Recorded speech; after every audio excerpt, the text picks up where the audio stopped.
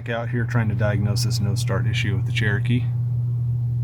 What I've done now is to back probe into the map sensor, because this is one of the possible causes of the no start. So I'm back probed with a piece of wire into the connector here, number 2, center terminal. I've got my positive multimeter lead hooked into that, and I've got the negative over here at the battery.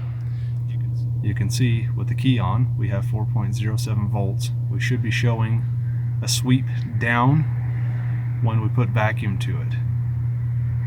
Now we're doing this test because I've checked everything else.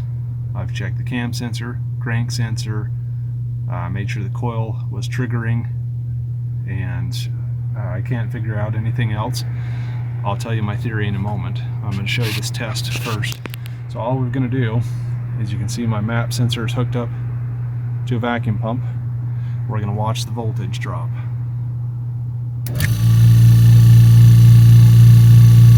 That should come back up, and it does. So we're good to go. So after finding a broken brand new spark plug, I think it was number 3 cylinder here. These spark plugs have 0 miles on them, and I'll insert a picture and show you.